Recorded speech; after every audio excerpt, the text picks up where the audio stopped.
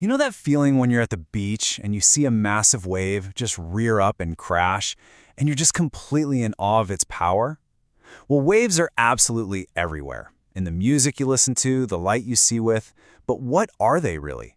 So let's dive in and really unpack the physics behind all the waves that we see and experience every single day. Look at this thing. It's incredible. But this isn't just a big pile of water moving across the ocean. No way. This is pure energy in motion. A storm maybe hundreds of miles away put that energy into the water, and now it's arriving at the shore. And that's the key right there. A wave is a disturbance that carries energy, not the stuff it's moving through. So that brings up the big question, right? How do we go from just feeling that awe and that power to actually, understanding it? How can we describe this thing using the language of physics? Well, that is exactly what we're going to get into. To really get a handle on a complex beast like an ocean wave, we've got to start simple. So we're going to break down an idealized, perfect wave into its most essential parts. Think of it like learning the alphabet before you try to write a novel. Okay, so here it is, our perfect, simple wave. This nice, clean shape lets us point to its key features. The very highest point of the wave, we call that the crest, and the absolute lowest point is the trough. Super simple. These are our basic landmarks for any wave we're talking about. All right, now for the really interesting part. How do we measure a wave's intensity, its power? That's where something called amplitude comes in. See that flat line running through the middle? That's the equilibrium, or resting position. The amplitude is just the distance from that calm spot all the way up to the crest or all the way down to the trough. And amplitude, well, it's all about energy. And this is the big takeaway right here. The bigger the amplitude, the more energy the wave is carrying. It's that simple. This is the fundamental physical difference between a tiny little ripple in a pond and a 50-foot monster wave. It is all about the amplitude. Next up, we've got wavelength. Physicists use the Greek letter lambda for this, and it's pretty much exactly what it sounds like, the length of one wave. The easiest way to picture it is just measuring the distance from the very top of one crest to the very top of the next one. That distance? That's your wavelength. Okay, so we've covered the physical shape and size of a wave. But waves aren't just static shapes, right? They move. They have a pulse, a rhythm. And that part is all about timing. So, imagine you're a surfer, just sitting on your board, bobbing up and down in the water. The period, and we use a capital T for that, is just the time it takes for you to go from the top of one wave crest all the way down, then back up to the top of the very next crest. How long did that full cycle take? That's the period. Now this is a really important, kind of mind-bending idea. See that seagull? It's not actually traveling toward the shore. It's just bobbing up and down pretty much in the same spot. The water molecules under it are doing the same thing. The matter isn't going anywhere. Only the energy, the wave itself, is moving forward. Now, period has a close cousin, and it's called frequency. They're really just two sides of the same coin. If the period is how long it takes for one wave to pass, frequency is how many waves pass that same point every single second. We measure it in hertz. And yeah, a high frequency means a short period. Makes sense, right? This chart lays it all out perfectly. High frequency means a short period and usually a short wavelength.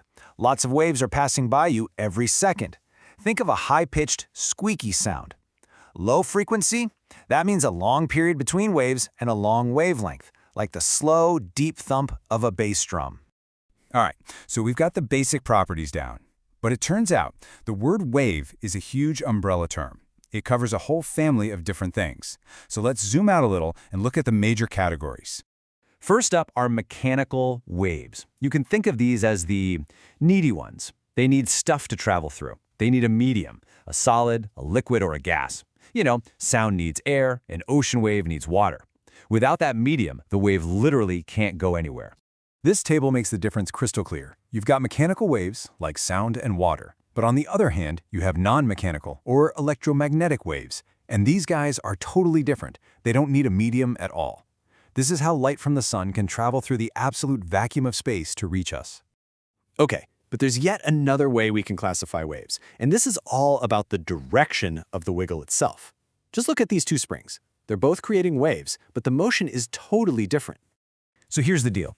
A transverse wave is when the wiggle is perpendicular to the direction the wave is moving. You shake a spring up and down, but the wave travels sideways. Light is a transverse wave. But in a longitudinal wave, the wiggle is parallel to the direction of travel. You're pushing and pulling, creating compressions. And that's exactly what a sound wave is, just compressions of air traveling toward you. All right, deep breath. We've talked about a wave's shape, its timing, and its type. Now for the final piece of the puzzle, the thing that ties this all together, speed. How fast do these things actually travel? Wave velocity is just what it sounds like, how fast the wave's energy moves from point A to point B. And let's go back to our seagull friend for a second. The velocity is the speed of the wave moving forward, not the speed of the seagull just bobbing up and down in place. That's a crucial difference. And here it is, the beautiful, simple equation that connects everything. A wave's speed is just its wavelength divided by its period. Or, since frequency is just the flip side of period, you can find the speed by multiplying its wavelength by its frequency. See? The wave's size, its timing, its speed, it's all mathematically linked right here. But listen up, because this is maybe the single most important takeaway of this whole thing. What decides how fast a wave goes? It's not its size, it's not its frequency, it is the medium. The speed is determined by the properties of the stuff it's traveling through. This is a fantastic way to think about it. In the very same patch of ocean, a massive, high-energy wave travels at the exact same speed as a tiny, low-energy ripple. Why? Because they're both traveling through the same medium, water of a specific depth and density, and that medium sets the speed limit. And that leaves us with one last really cool thought. We know for a fact that a wave speed is locked to its medium. So, when the waves from an earthquake travel through our planet, and geologists see them suddenly speed up or slow down or even bend as they go, what does that tell them about the secret hidden layers of liquid and solid rock deep beneath our feet? It tells them everything.